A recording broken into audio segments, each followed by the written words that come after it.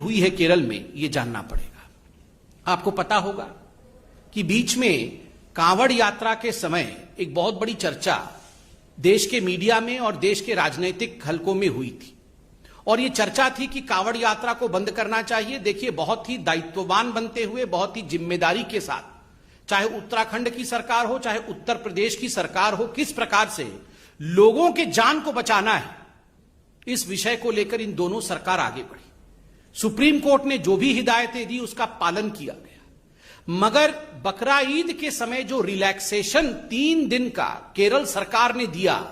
उस पर supreme court ने भी चिंता जताई थी, और सुप्रीम कोर्ट ने कहा था, we direct the Kerala government to give heed to article 21, read with article 144 of the constitution of India and follow our orders given in the Kanwar यात्रा केस।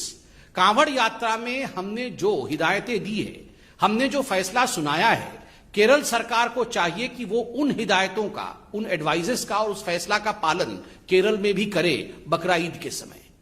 मगर दुख के साथ मुझे कहना पड़ रहा है, तुष्टीकरण की राजनीति जीती और सुप्रीम कोर्ट के इस हिदायत को केरल की सरकार ने पालन नहीं किया। नतीजा 22,000 केस आज केरल के अंदर आए हैं। नतीजा आज केरल एक दूसरे वेव की ओर बढ़ रहा है। ये तुष्टीकरण, आप सोचिए किस हद तक हमारे राजनेताओं को क्या क्या करा सकता है। मुझे तकलीफ हो रही है कहते हुए कि आज कोई भी ऐसा पॉलिटिकल पार्टी नहीं है, बीजेपी को छोड़कर, जो केरल के इस परिस्थिति पर चिंता व्यक्त करे और जो केरल को और हमारे तथाकथित लिबरल पॉलिटिशियंस को, जो तुष्टीकरण की आड़ पर अपने आप को लिबरल कहते हैं, उनको आईना दिखाने का काम करे। मैं धन्यवाद करता हूं मीडिया का, जिन्होंने इस विषय को आज अखबार के माध्यम से और आज न्यूज के माध्यम से उठाया है और हमें जागरूक करने का काम किया है। ठीक उसी प्रकार आप राजस्थान में देखिए, आपको जान के आश्चर्य होगा कि राजस्थान में उनके जो स्वास्थ्य मंत्री हैं, खुद स्वास्थ्य मंत्री रघु शर्मा जी, वो कल अपना जन्मदिन मनाते हुए इंदौर के ऑडिटोरियम में, इंदौर शहर के ऑडिटोरियम, एक इंडोर ऑडिटोरियम है राजस्थान में, तो उस इंडोर ऑडिटोरियम में वो अपना जन्मदिन मना रहे हैं और सैकड़ों लोगों को उन्होंने उसमें हाजिर किया है। अभी यह भी मीडिया में चल रहा है कि मंत्रिमंडल का फेरबदल राजस्थान में हो सकता है।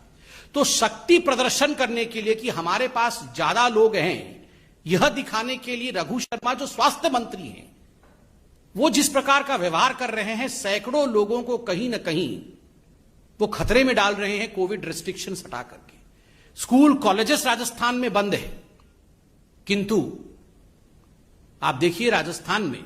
खुद स्वास्थ्य मंत्री और उनकी सरकार लोगों की जान को खतरे में डाल रही है। और वैसे में आज राहुल गांधी और कुछ विपक्ष के नेता जब सवाल पूछने संसद के पटल को छोड़ करके संसद के बाहर आते हैं और सवाल पूछते हैं, तो इन सवालों का जवाब जनता भी देना चाहती है और हम भी चाहते हैं इन सवालों का जवाब राहुल गांधी